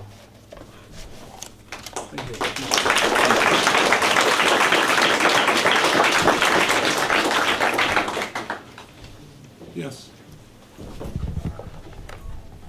Hi, I'm Annie. I'd like to talk about farms. I live in between a dairy farm and an alpaca farm, and these are people that I really love and care about a lot. And that's what I love about Franklin, is that it's such a small community that that's what we do. We love and care about each other, and I would really like to see some kind of research or proof to know that the people that I live next to, their farms, their dairy cows, their alpacas, their chickens, their game, anything is not going to be hurt in any way, or that they're gonna, you know, what is the disadvantages and advantages for them, and how is it going to affect their business, their kids, their families. I live right on Otsego Road, just to be honest, so that's going to be right there, and I just really care about who I live with and who I live next to and the environment, and I don't know, I don't agree with it, but I would like to see some research to show that it won't, what it's going to do to these people, my friends, and my family. Thank you.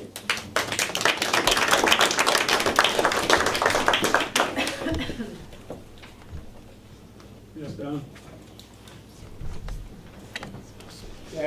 thank you for the privilege of the floor. I'm Don Hebert. I'm going to repeat the broken record a little bit. We've heard it several times, but I'm going to start with a statement that I presented at several board meetings. We are all on the same side. We are landowners, taxpayers, owners, renters, voters, residents of the town of Franklin. We enjoy the serenity, we enjoy the quality of life here in Franklin, which does not exist in other towns in the areas to the same extent. We are all threatened by the proposed pipelines and compressor station that the gas companies are planning to foist upon us. The construction phase alone will temporarily disrupt life as we know it. The operation of a compressor station will permanently change Franklin with noxious emissions. It is long past the time to be proactive, but we need to let these gas companies know that Franklin is not willing to lay down, roll over, or play dead. We need our local town government to let these greedy gas companies know that Franklin does not want a compressor station. I have two comments to present tonight. First, in the April town board meeting, there was a resolution of conditional opposition to a compressor station passed until environmental questions have been satisfied. Tonight, I have additional information that I would like to present that is about ambient air sampling from a compressor station in Texas. I have copies for the board, which I'll give you later. The samples and analysis performed by Wolf Eagle Environmental Company were collected at 7 different locations near the compressor. The emissions allowed by this permit for the compressor are listed on page 1 of this. And the permitted emission levels are 25 tons of VOCs, 25 tons of sulfur, 25 tons of nitrogen oxide, 250 tons of carbon monoxide. Page 3 shows that 15 different volatile organic compounds, VOCs, were detected at these sites in excess of the levels of the permit. Page 3. And of those, there were such things as 10 chemicals exceeded it at one site, 8 chemicals exceeded at another site, 5 at the third, 3 at the fourth, and 1 chemical was exceeded at the final one. These, page 4, I think it is, yeah, page 4 has some of the levels that they're talking about. And when you look at the levels that were allowed in the permit, then you look at carbon disulfide, 103 times the emission that was allowed. Benzene, 55 times. Methylpyridine, 53 times. And it goes down through the whole litany of things that are detected well in excess of the permitted levels. Why would Franklin want to subject its residents to the limits specified by the permit, let alone the actual emissions that are being measured at some of these stations?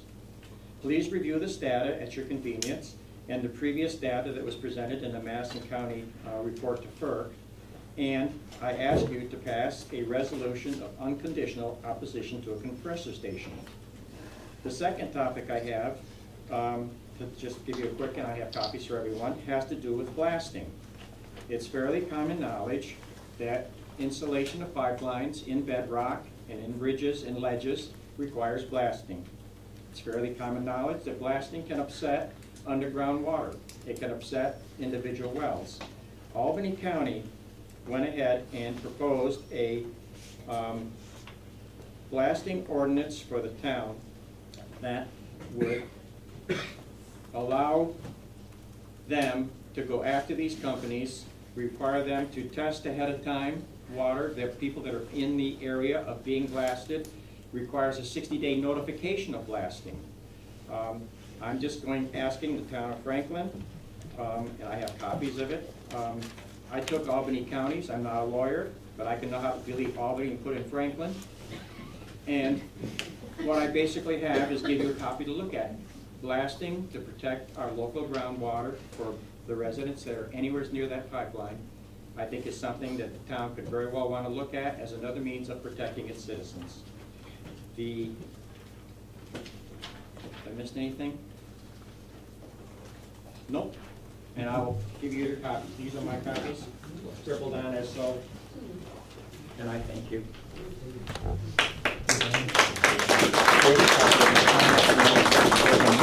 Passing down here, there's Albany's and there's Franklin's and there's the thing. Thank you. Change, these copies, you've changed the name on them already. The copies for Franklin are just to make it easy, so you don't get confused by reading Albany County. One thing that Albany County has is they have a very active, apparently, Department of Public Health that would be involved. My understanding is Delaware County's Department of Public Health isn't quite as active, so I deleted some of that verbiage.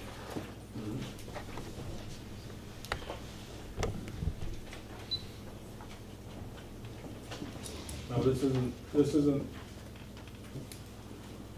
how do I call, I know, I passed the Madison County report on to the county, to the state, to the congressman, which he passed it on to the state, I didn't, the congressman did.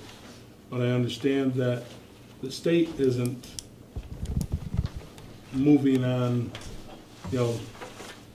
taking, not on the blasting part, but on the emission stuff.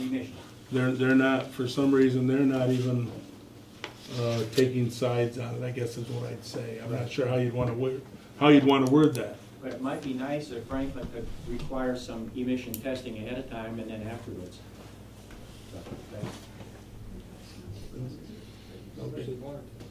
And of course, with the water, I think it's critical if blasting does interrupt somebody's well, and you're talking about static testing as well as volume drawdowns, that if it changes the vein, who blasted and who did it, and ask the company to pay for it. Anyway, it's free review, please. Okay, thank you. Thank you. Don't be shy. Hello, Liz Serro from the town of Franklin. I have some information. This is from the Medical Society of the State of New York that I would like the town council to review. And it's about protecting public health from natural gas infrastructure. And I'm not sure, this is resolution 2015. And has that already been submitted last board meeting? Was it reviewed? I can't say it was. It was the Medical Society of State of New York recognizes the potential impact on human health and the environment associated with natural gas infrastructure, and be it further resolved that all levels of government should urge the implementation of a comprehensive health impact assessment in order to assess the potential adverse health risks that are associated with natural gas infrastructure, including but not limited to pipelines, compressor stations, and other technologies. This would also include natural gas storage facilities and liquefied natural gas offshore deep water export terminals. So I will present this to you. So it's urging all levels of government to consider it. You don't know if the county has passed it? Well, no, I don't know if this has been presented to you already. Is this what you, Carol, brought last month about this type of? I'm not sure. I'm asking. I think that's Carol something here? like. Okay, that's fine. And I can't. It hasn't gone through the county, no, not as these numbers here. It says resolution 2015, number 159. I believe we're at like maybe 100.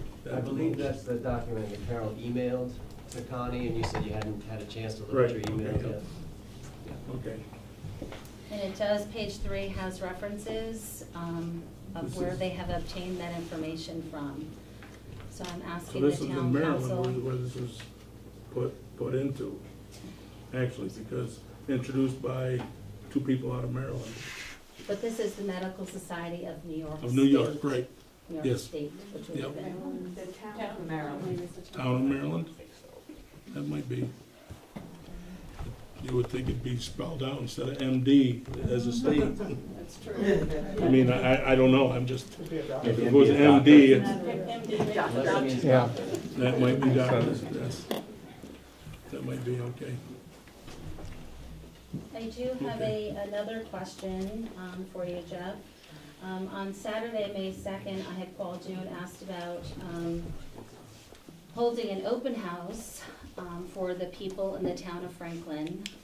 About the compressor station. Kinder Morgan, to have Kinder Yep. Morgan come because they did hold open houses and they bypassed the town of Franklin. Mhm. They're proposing 2, well, Kinder Morgan proposed 1 plus a compressor station. So I feel it's fair for the people in our community in Franklin to be educated. When we did the canvassing, it was very interesting. Some amazing people in this town really knew very little about this. So, you know, how can we educate them? Educate them, right, by about putting up billboards. what's gonna come into this town? Well, for one, okay, Liz, no. Liz. Liz, yeah. Mhm. Yes, I mean, and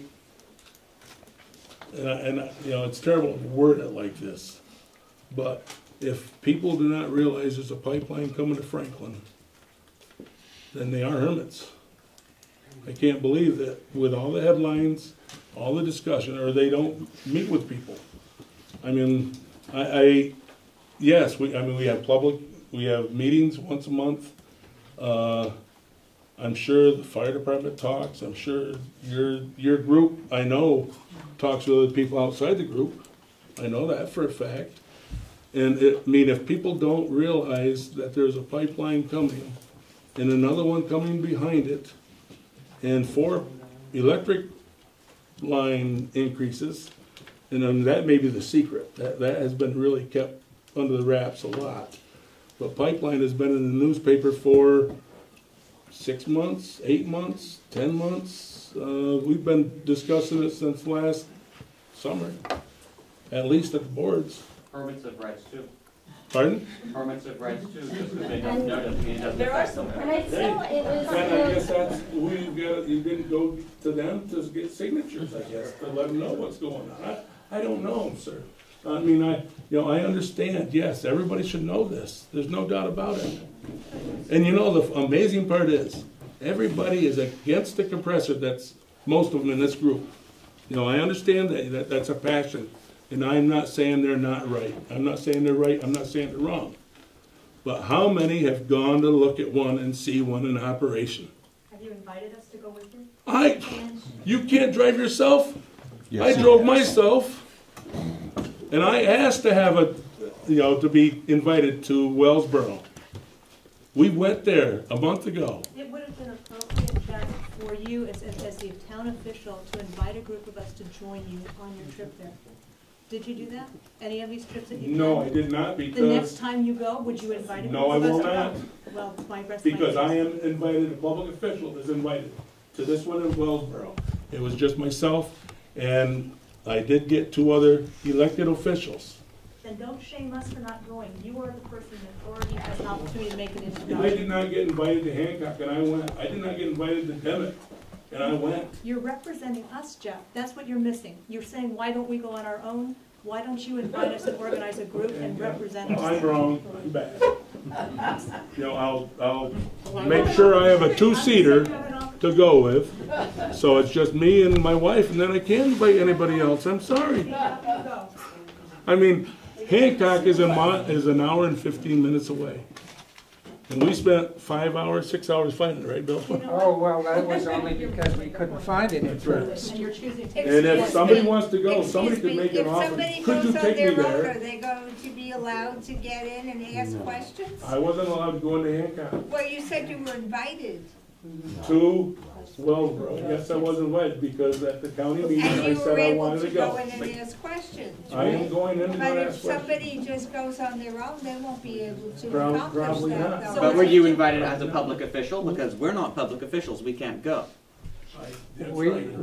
So then why are you blaming us for not going with you? We went to Hancock, we stood right at the gate, and a man came out and talked to us. Anybody can do that. You don't need an invitation. If there's somebody there, they'll come out and talk to you. That's what happened when I went. Well, but you can't go in, you can't tour, you can't understand it.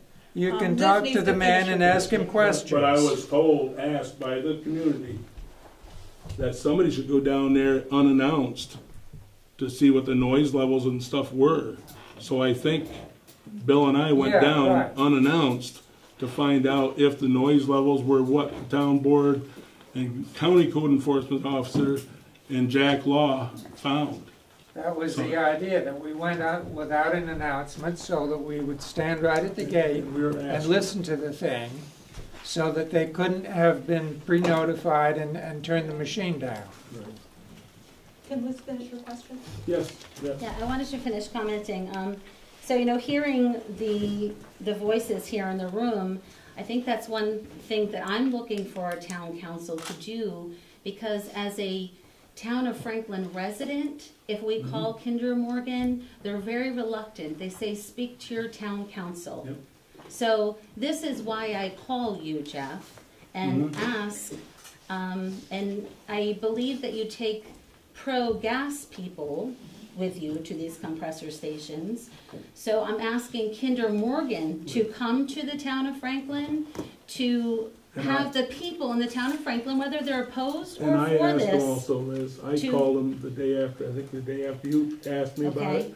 I called, and Bill Gustafson or something. He's just a, a little man in the totem pole. Is he from Kinder Morgan? Yes, he is. He worked he worked for the Senate or Assembly for 5 years, and now he's working for Kinder Morgan. He's more of a find the information and send it back. And I said, I have people in Franklin who would love to have an open meeting with Kinder Morgan, because a compressor station is proposed in Franklin at the time. And he said, well, he'd refer it to whoever his boss is. And they did. And what his response was, the citizens of Franklin could write FERC, so their next, informational meeting in the area, say we want it in Franklin because we're affected. And FERC would possibly put the informational meeting in Franklin. The FERC informational meeting.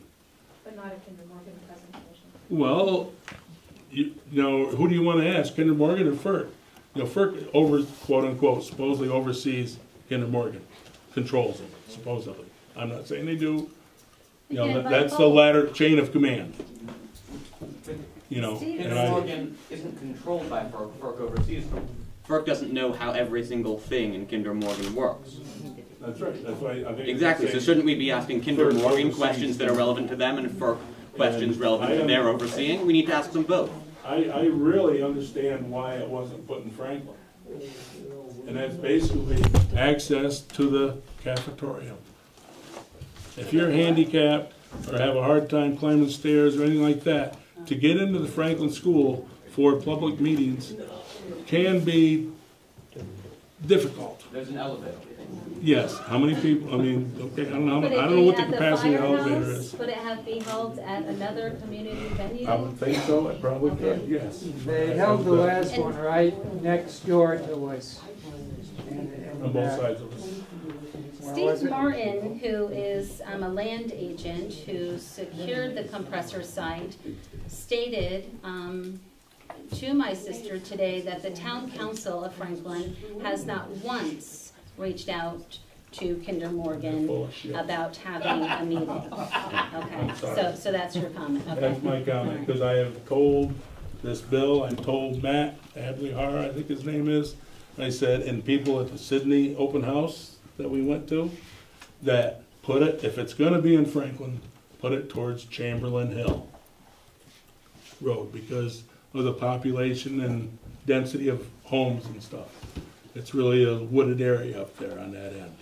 I said if nothing else, the best spot if it was going to come into Franklin.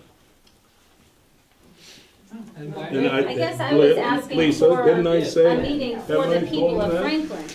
Not asking for it to be moved, but for the people of Franklin to hear from Kinder Morgan, to give them the opportunity and they said they never to heard speak. from me? They never once heard from our town council, reached out to them to hold a meeting in Franklin. Okay.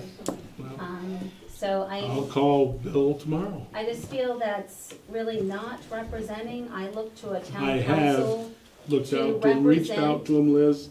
If you don't believe me, keep right on rambling. Thank you. I will. And one more comment.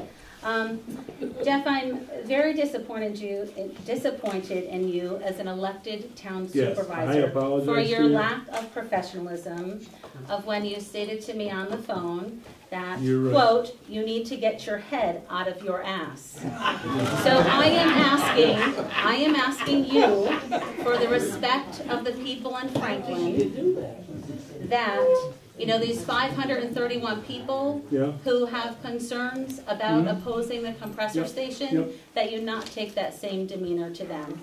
I think, you know, we're looking to you to represent us in the town of Yes. Franklin. Yes.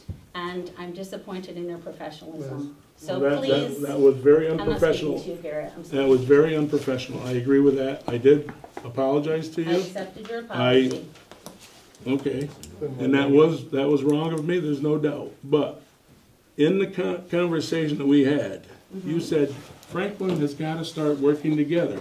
Am I right on that? You also said Compressor Free Franklin divided our town. You called I did not us a say closed-minded group. I did not say Compressor Free Franklin. I said we are divided. There is the Compressor Free Franklin group. There's, and I mean, you got 531 signatures. Am I right on that? Yes. Okay, and there's 2,400 residents of the town of Franklin, is what I understood today from the 2010 census. Okay, so you have a minority, but you have a large number, and I understand that. I agree. Well, I don't think the children were even added to the 531, were they? So that's almost 600. And I don't know how many children are in that number of 2,400. I really don't. But you said we've got to start working together, and I said, yes, you're right, Liz, we do. And then you said we've got to stop the compressor and pipeline. You're not trying to work with us, with quote unquote, I'm for it, which I've been told I am for it, so we'll go that way. You don't want to work with us. You want to work. We want everybody to work with you because our side is wrong, and and I have a terrible problem with you people and all of you. You're good people, passionate people. You really believe what is going on, and maybe it's the truth. I'm not saying it isn't.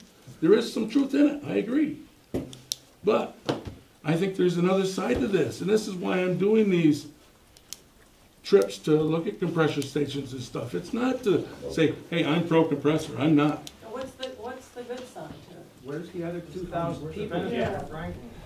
Well, We have trouble seeing that there's anything good about it. You were saying about how they haven't worked with you, I mean, up to now. Why on earth should they work with you once they're actually constructing? We can't ever disillusion ourselves that they're here for any reason other than to make money. Right now. They're not. We are two different companies now. Who are working with us right now is trying to work with us is Constitution, not Tennessee. So Tennessee hasn't even been approved. It's not even, they bought land, I guess, but they're not, quote unquote, been approved to come through. And I guess Constitution hasn't either. Not, to the final. But, we're, as a town board, I think we're acting. We are dragging our feet. Yes, we are. There's no doubt about that. I don't like extra laws and regulations. Even if they protect the town from something that you're saying is coming. I mean, I think that's where the frustration That is, protects Jeff. the town from what? A certain Science. group No, says it's cancer. not from a group. No, from science. From science, Jeff. Well, the science has said there is a problem. Jeff, too. Jeff. I'm sorry. Jeff, one moment, please. I think part of the frustration is the compressor station is opposed by so many people in the town. If it's going to be here, at a minimum, what we are asking is for us to have local laws and ordinances to protect us from scientifically proved problems and experientially proved problems of noise, of environmental pollutants, and of other things, road issues, that we have the opportunity, that you have the opportunity as a town board to easily put into ordinances and protect us. And so you need to mitigate those problems. If we're going to bring a compressor station to Franklin, which so many of us oppose, at least protect us. And I don't understand the opposition to laws when laws are part of our constitutional right, and we need those laws to protect us. Too many laws. Too many laws are a bad thing. These are simple laws. I mean, what are they going to break off apart from Okay, you were endangered okay. citizens We're of done. Franklin? I would just like to submit some copies of a recent health study done in Pennsylvania by health care professionals on the effects of compressor stations, and also a list of regulations that have loopholes, or federal regulations that are adequate to protect our health. So I have one copy for everyone. Also, is our health officer involved in the compressor station law and pipelines? He hasn't, I guess I haven't asked him into it, and he hasn't offered his expertise. And do we know if there are 2 compressor stations? Right now, at this point, I would say yes, there is gonna be 2, because each pipeline is gonna have one. But the first pipeline, what I understand from Davenport is that Constitution has bought a 25-acre lot in Davenport. Constitution has. Yes, that's what I've been told by Davenport supervisor. Well, the thing about the health study is that those are things, if you go to the compressor station, you can't really see or hear or feel or know what the emissions are. Well, I'm wondering. So, and there, from what I've heard, I spoke to the county public health director in Madison County, and they're doing a study, but he said there really haven't been any other studies that were done before, during construction, and after implementation, after the pipeline is operating. So we're really, kind of in uncharted territory, and and evidently the gas industry has been, they're exempt from all the federal, or a lot of federal regulations that other industries have to comply with. So that's, for me, very fearsome. So if you could please read the, because that's about the only thing that's out there that I could find. That's not, this isn't Madison County, this is out of Pennsylvania. This is Pennsylvania Healthcare Group. Okay, okay. And, train of thought. Okay, we'll go on from there. Thank you. That's my big concern. Yes.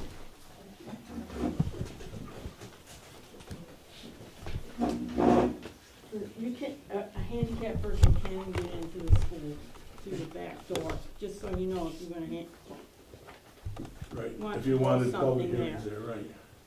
The other thing is, most of you know that Jerry and I decided after we retired, we both graduated from Franklin Central School. We decided to come back here because it was a safe, we felt it was a safe, comfortable, very nice, pristine place to live. 12 years later, what is happening? And the other thing, and I want you to consider all the people that have moved here, like from when we have moved here, that are in this room.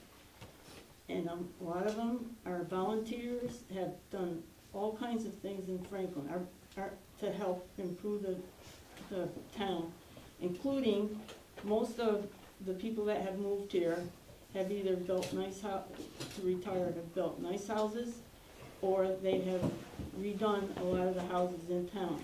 Your tax base has gone up because these people have moved here. Now, what's happening, you're gonna lose a lot of tax base if these people decide they're gonna go elsewhere for their retirement. You need to consider that. And we're a mile from where this site is. We have a well. We want to protect that well.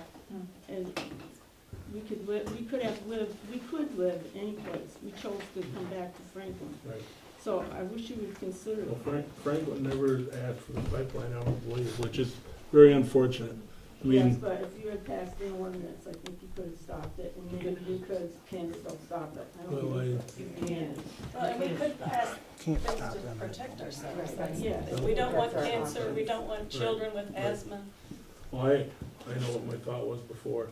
I think, the compressor station, I'm still not sold on it. I mean, you think I'm blacklisted or whatever, because I am I guess, whatever. I would like to see what the, I know the compressor stations endemic, they were noisy, and I'm sure the pollutants were much higher than what a new one, I'm hoping, than the emissions on a new one. That's what I'm hoping No, for. but I don't think the regulations have changed.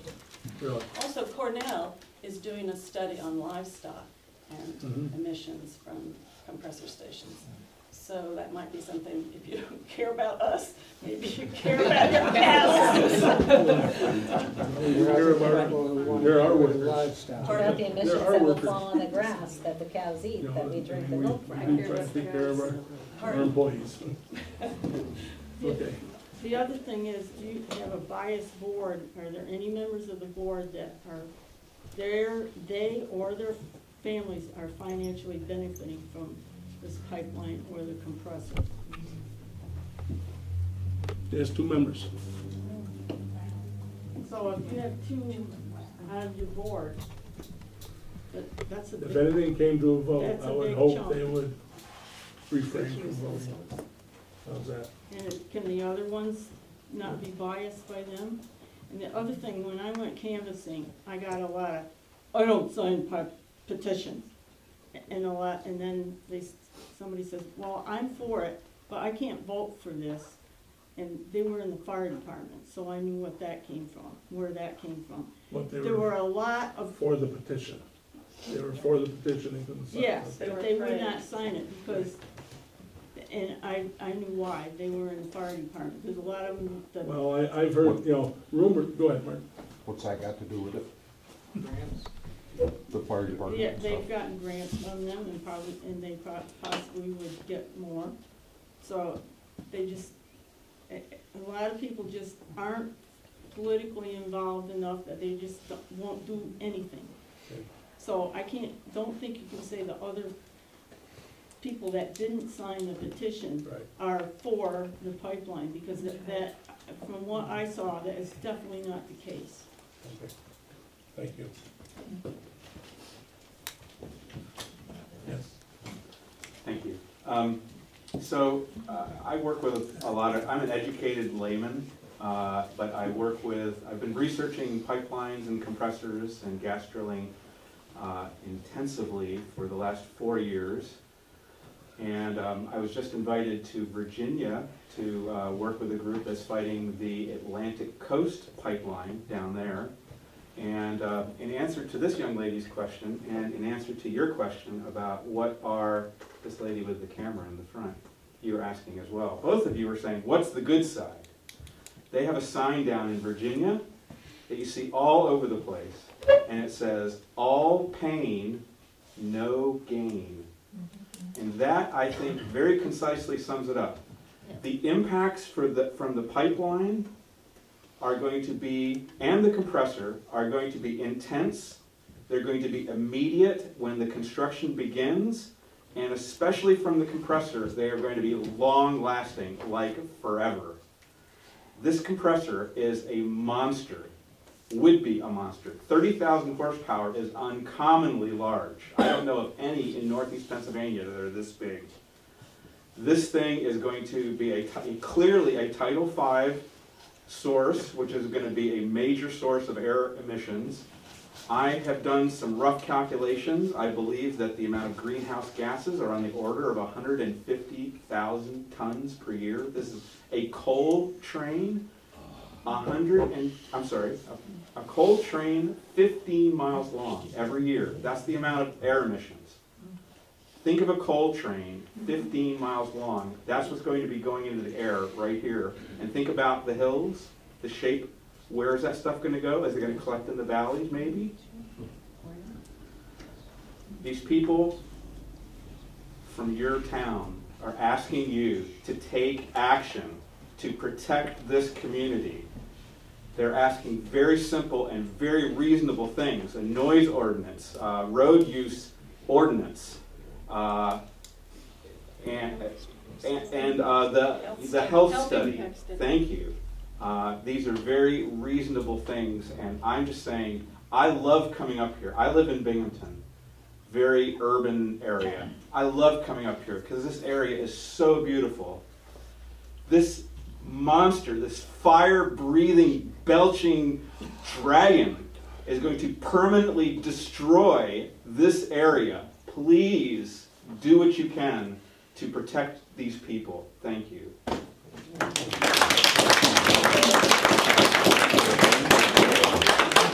I've seen one compressor station which is neither a fire-breathing nor a dragon. It's just a piece of machinery.